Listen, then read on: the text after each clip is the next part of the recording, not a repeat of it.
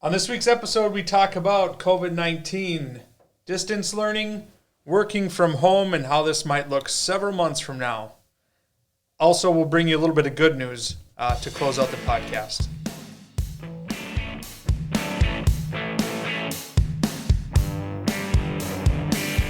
This is the Buffalo Community Podcast, all about the greatest small town in the USA, the people in it, and how it all works together.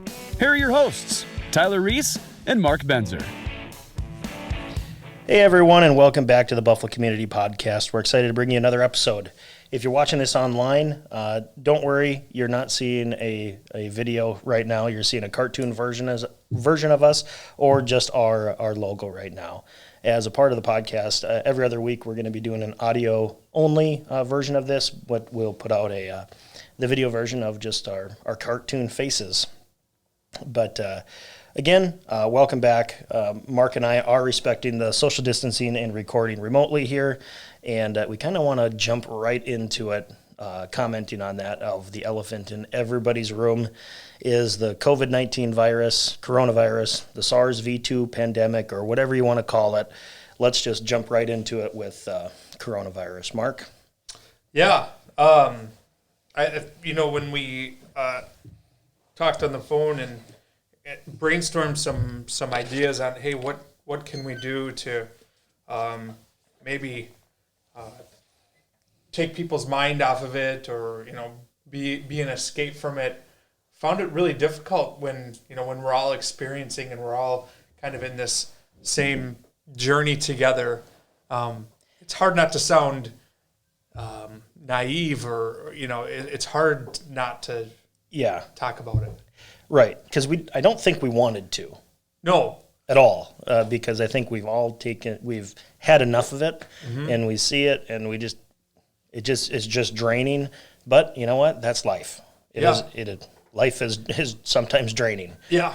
On that. So if you have any good ideas, of what you would talk about if you were running a podcast, boy, send them our way, because I think both of our preference would be to find a good topic and dive into it. But it just, when we're all in this together and we're trying to have a podcast that's about the town of Buffalo, about the people in Buffalo, and how we're all working together to get through this. Well, this is where we're at. This is where we're at.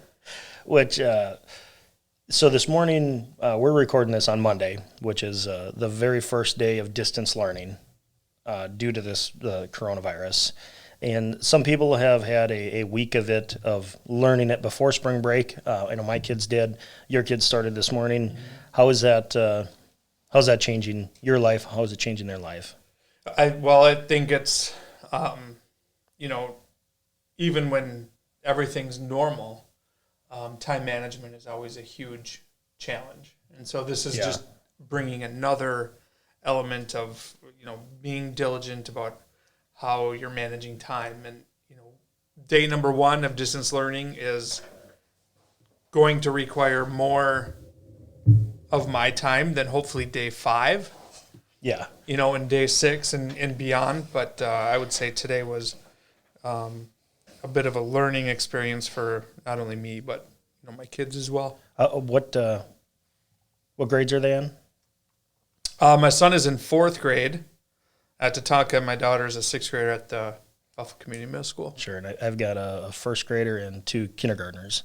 So we're kind of at different levels of... Much different. What's going on. Finding out that sharing a computer, not as easy as it sounds. Sure. They all want that right then. They're not against the activities that they've been doing, on there, but it's finding the time, that is helpful. And then when the twin boys, they have the same lesson. Sure. They could be doing it at the same time, but they have to do it over on there. And I really got to thank my wife. She's really spearheading that and on there, so thank her for that. But it's definitely a different feeling at home. Yeah. Kids, you still got to get up. We actually make them get ready like they were going to school, Yep. because if we don't have that time management of some structure, it could get really slippery really quickly. Yep. Yeah, I think that's been, that we did that as well this morning. We kind of got back into more of a school day routine. Nolan, I got a kick out of my fourth grader this morning. He had,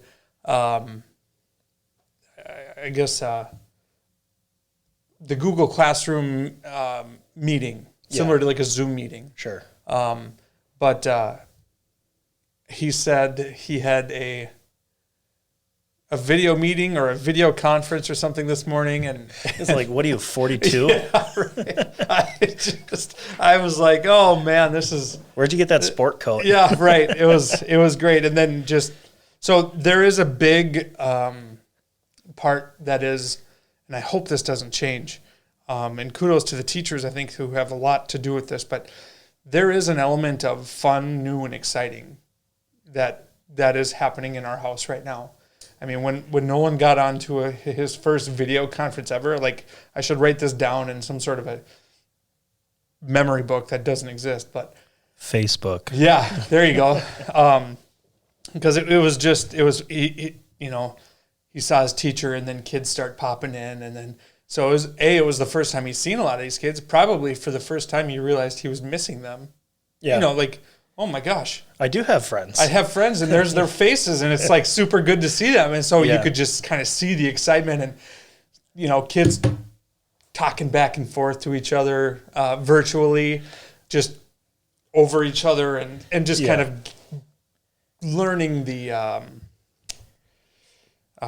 just protocol, or the how do we navigating a new territory on that. I know the kids, when they do that, FaceTime has been big with grandparents, is they're still looking at themselves in the lower left corner and, making faces while they're trying to talk to mom and dad. I imagine when you get 20 kids on the same Zoom call, it'll probably be the same thing on there.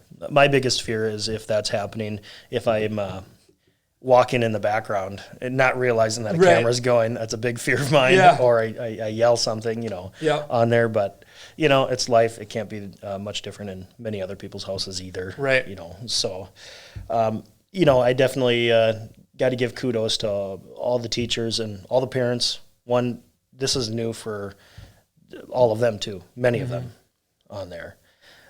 One thing that we're kind of trying to find out, and maybe that group Zoom meeting addresses that, is there's a social aspect of school that unfortunately the kids are missing, but nobody can do anything about that.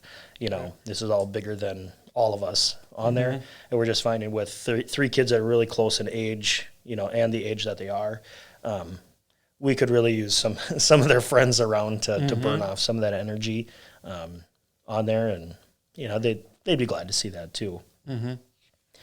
And you and I have the benefit of being able to work from home, on there. One, we're still grateful that we can be working, because I know a lot of people aren't working anymore. And we hope that stops very soon and everybody gets back to work in a safe manner. But how's life changed you starting to work from home? Yeah, I think it's a challenge, and this is more of this could be different for you or for everybody else. I'm not a great work from home person. 100% agree for me. I do best in a face-to-face type environment, getting away from the home, getting away from the laundry and the whatever else is calling my name, and so that's been challenging, as I'm sure other people who are like me in that area have had struggles with that. But there's there's no shortage of advice out there, so I'm not here to give advice. But we touched on it a little bit about even just putting on work clothes and trying to recreate an office environment in your home to the best of your ability. Yeah. And keep as much normal as you can, knowing that in so many ways you're just kind of faking it, but I mean, just, Yeah. so I would say that's, been, I prefer to do, being in a sales role. I prefer to, Shake a hand. get out of the house. I'm not a big, nobody's a cold caller. You can hardly cold call anymore anyways. Right. And email marketing, some of that other stuff, it has given me an opportunity to focus on things that I've never made time for before that I knew I should. Right. Whether it's getting more involved in social media or social media. Yeah. That's fine. I've seen a ton of businesses locally that have been really diving into video, and I've talked to a few of them, and their engagement and their views are through the roof. Yeah. Which is amazing. One, you have to adapt on there, and I 100% agree with you that I'm not a great work from home type person. Mm-hmm. One, because when I'm on the task, I want to get that done, and there's too many distractions at home. Yep. And that's not, a wife and kids. Those are distractions enough of being productive in an at-home environment. Mm-hmm. But there's also a TV and a fridge and the lawn and yard work and laundry and all that. So I can't wait till we can get back to some normalcy on there. Can't wait till we can do another live one face-to-face. Kind of miss that in-person interaction. Totally. And I'm sure a lot of people are. Let's kind of shift on that part of the people that are working from home, and have kids, or and maybe we can talk a little bit about people that can't work from home but still have distance learning. That's got to be. I can't imagine that. No. And holy cow! I mean, Yeah. Maybe the kids are too old for daycare, but they're still in school. They can take care of themselves at home, but how does that? Yeah. Man, I can't imagine that workload, and anybody who is in that situation. Yeah, God bless you. Yep, that would have been. I mean, that's if it weren't for the fortunate situation that my wife and I are in, being able to continue to work full time from home. Our kids are no longer of daycare age. And there are plenty of,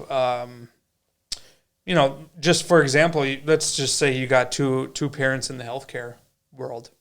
Yeah. And you have a 6th grader and a 4th grader, just like my wife and I. And, I know they're working hard.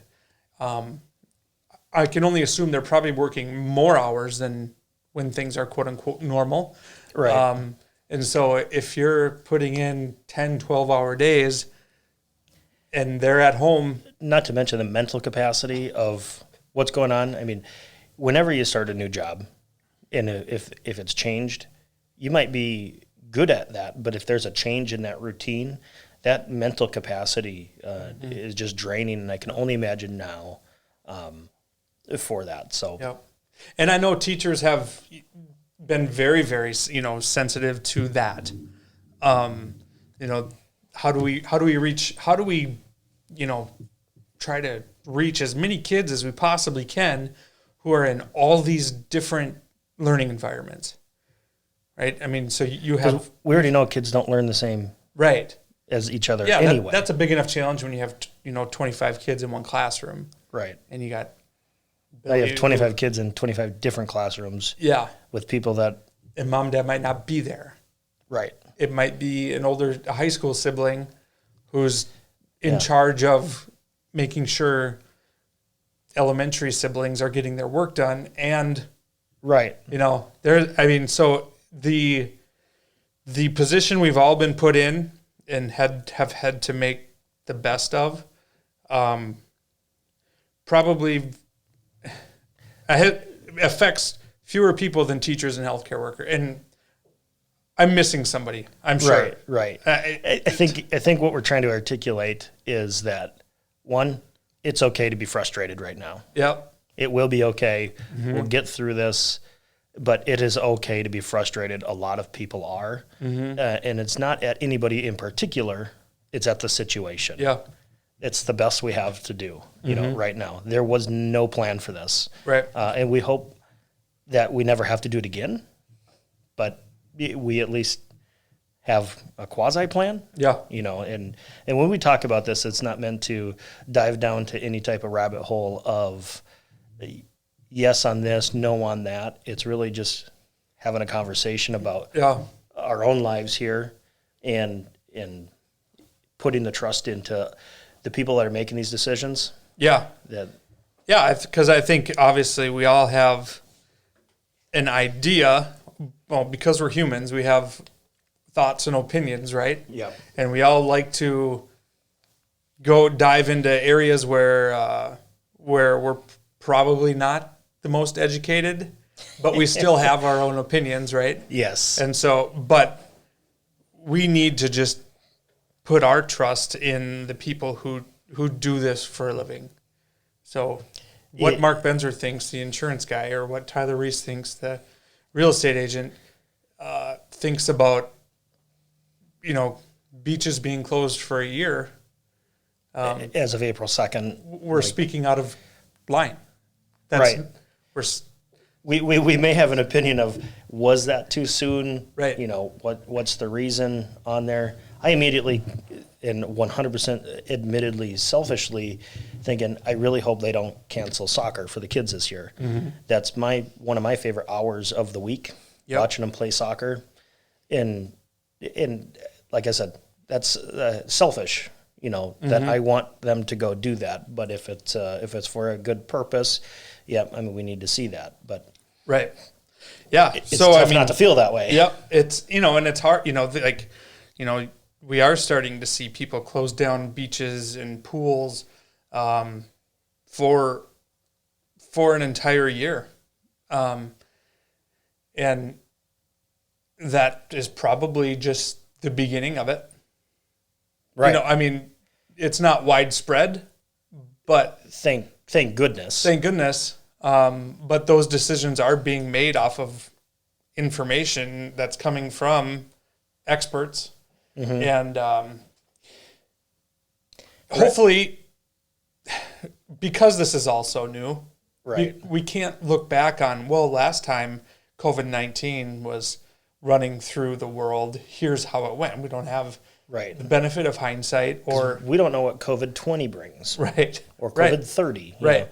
19 is the year. Yep. The version of it. Yep. You know, so next year when something like this happens, it's COVID-20. 20. And 21, so on and so Yep. forth. So that's where the number came up with.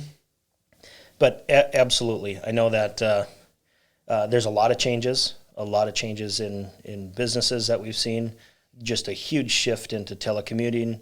I have some ideas on how that might change American business as we know it, on how many people can successfully work from home. And businesses might be seeing that right now. I mean, what does this look like in a year from now when they realize, boy, 30% of our workforce can work from home, and it's more beneficial to that worker. It's more beneficial for us. Our costs are down. Our productivity is up. How does that change? You know, I know a lot of people that would prefer to work from home so they don't have to, you know, drive an hour somewhere. Yeah, and I think too, this has put people in a position where anytime you're talking massive change, especially like in the corporate world, that is, again, human nature is to resist that oftentimes. Yeah. And so for somebody to say voluntarily, hey, we're going to start, anybody who can work from home is going to work from home. Like, that's pretty rare.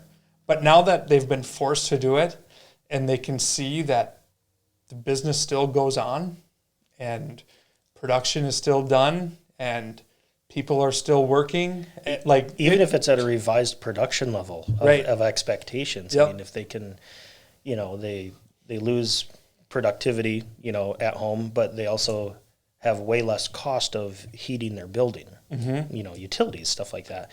So I think there could be a huge change in the landscape of American business because of this. I think zero change would be naive to think, on there if we go back to 100% normal. And what the heck is that going to be anymore? What is normal? Right. Will we do away with the American handshake? I kind of miss that. It's kind of weird meeting clients of we're not even supposed to do the elbow bump anymore, right? Or kick each other's feet. I didn't want to say knock boots. Right. That would be weird, but yeah. No, but yeah, I think there is kind of that awkwardness of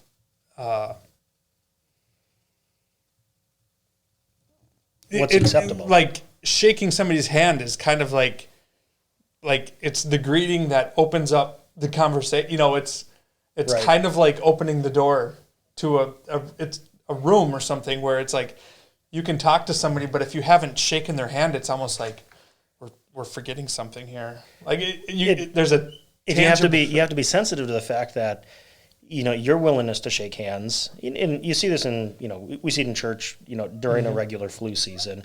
Is we're not going to be given a sign of peace and everything like that, and we're not going to shake hands. Okay, well now that this has affected the entire world, just because we get back to some normalcy on. If I'm used to shaking hands, well, maybe that's not normal for somebody else now. Right. And now we have to read that situation. And it's definitely going to be interesting. It'll be interesting. I think as much as we all have pretty short memories. And I think as much as it feels like life will never be the same, I think 99% of life, you're probably right, will go back to the same. And there's a lot of, again, being sensitive to lots of different people going through a lot of different things with COVID. It's not all bad. Right. Not everything has been bad in terms of just our appreciation for relationships, our appreciation for going to a restaurant, going to a church service, going to, just some of those things that myself included, first and foremost, let's say, took for granted, And so if the 1 or 2% of the things that are changed forever are the few things that are good that are coming out of this. And probably should have been changed. And probably should have been changed anyways. Eating meals at the table. Right.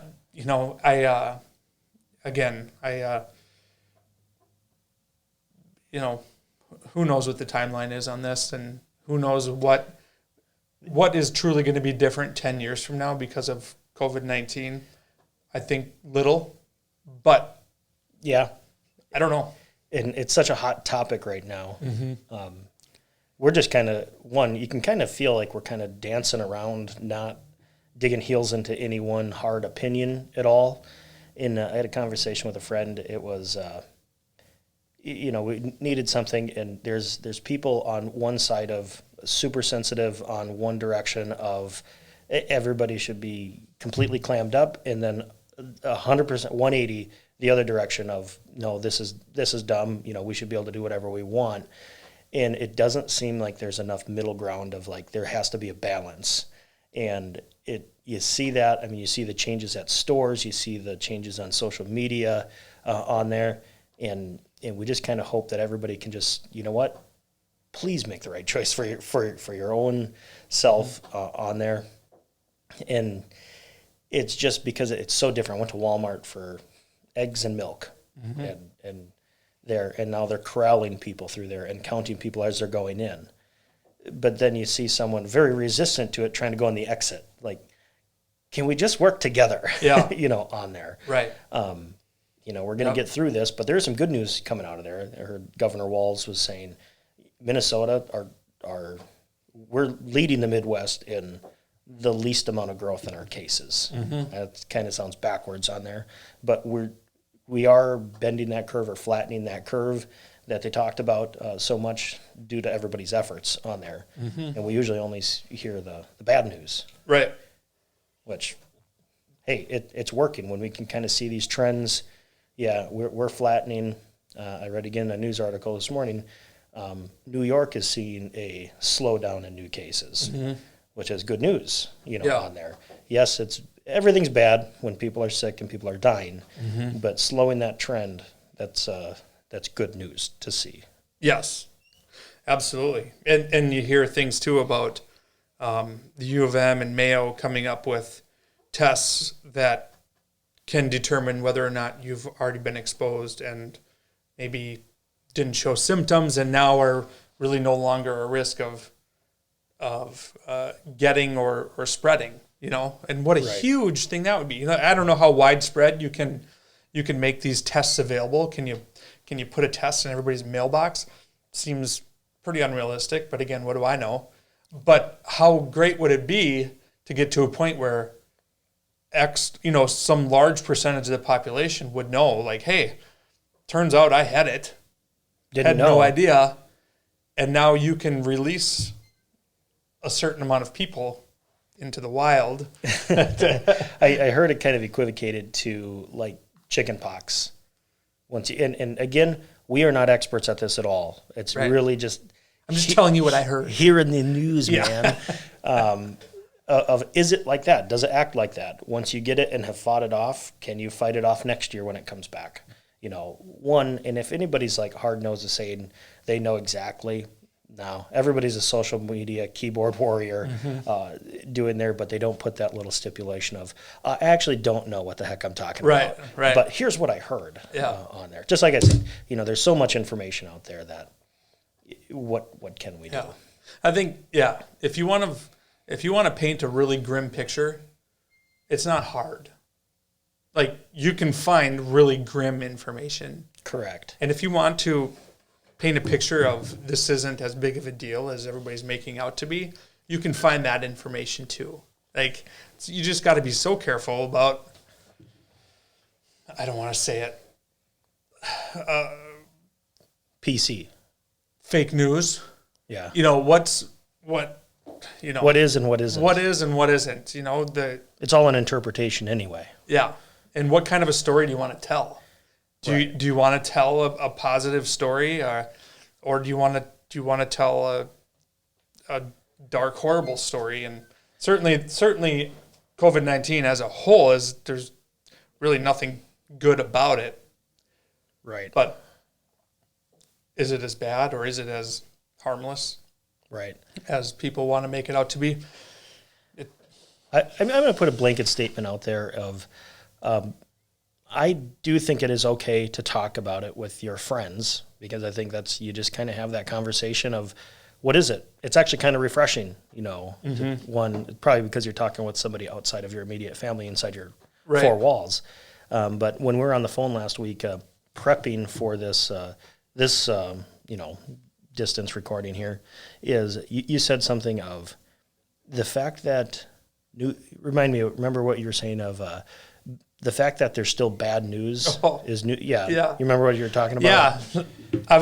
My theory has always been that, people talk about the news and the news is always bad. It's always bad news. And in my head, I made up, or I decided that as long as the news is reporting bad news, it means that the world is mostly good.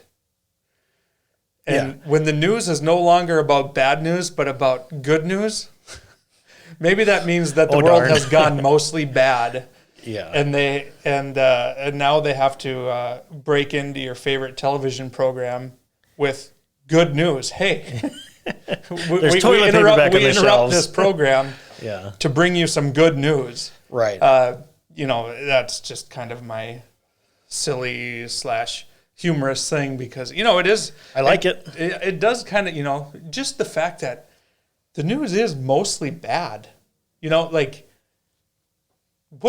does that say about the fact that when you turn on, you hear, somebody was murdered in this town. There was a fire over here in this town. There's it's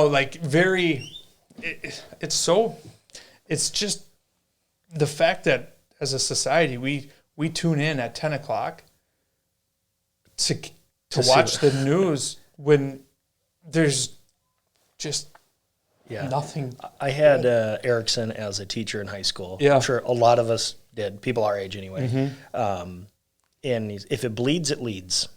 I mean, that's kind of what a news cycle is. So that kind of makes sense of that. But some good news did come out last week, and I'm sure you saw it, I saw it, millions and millions of other people saw it too, was the John Krasinski Some Good News Network on there, which was great. He had Steve Carell on there. It was overall just a feel-good, at the height of, I'm going to say the chaos. I don't want to say the height of the virus, but it was definitely, everybody was so on edge.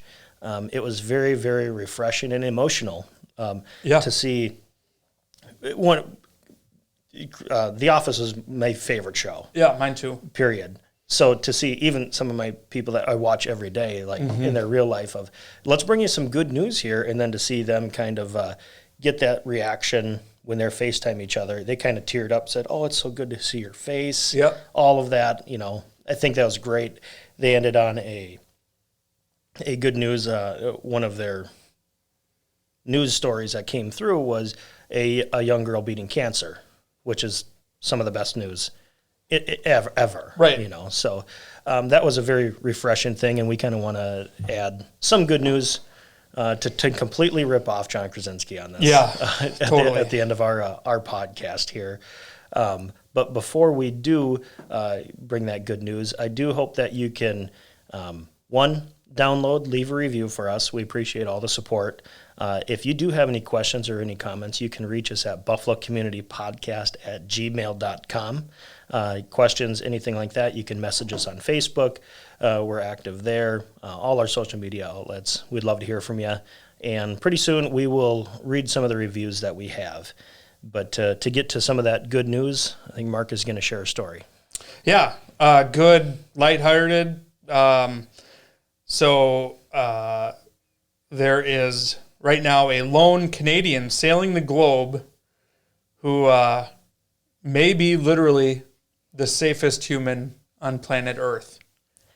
And of course, they're commenting on the fact that he has no other human interaction to get this virus. Yep.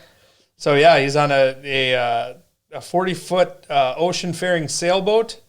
His goal is to navigate the globe with no electronic or navigational devices. And maybe he'll do it twice. Yeah, he might finish and be like, y'all what? Still sick over there? Yeah, right. Yeah. So, obviously, they detail a little bit of some of the challenges he's had with violent weather and emergency repairs and extreme temperatures from hot to cold.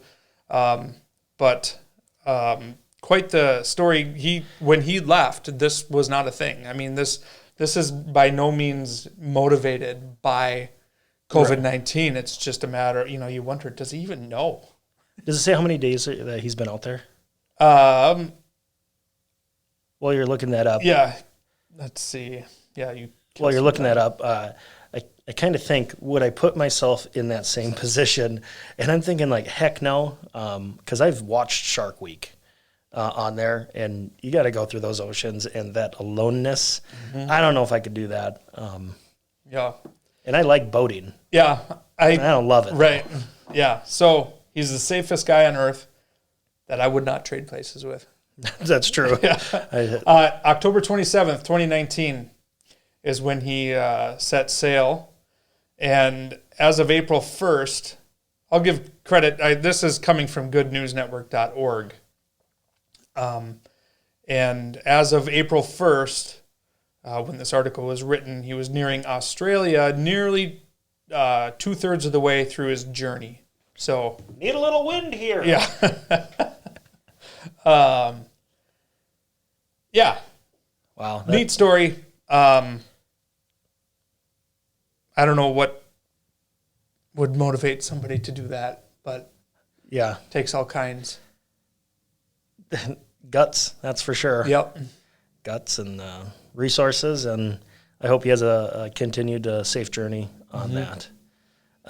Mark, this has been a great episode. Yeah. I do look forward to getting some more people back into the studio. Our last episode, which was actually recorded like 5 weeks ago, that did not mention COVID at all, was Warren and Heidi Zook of Adjust to Health Chiropractic. We learned a few new terms, so Warren, if you're listening right now, respectfully speaking, we're all learning probably a Canadian term right there. Respectfully speaking, that was great. It was fun. It was refreshing for me to re-listen to it, and it was just kind of going back to that fun hour that we spent with them. Mm-hmm. We look forward to the next time we get some people back into the studio on there. Yeah. But for the Buffalo Community Podcast, I'm Tyler. I'm Mark. And this has been episode 8.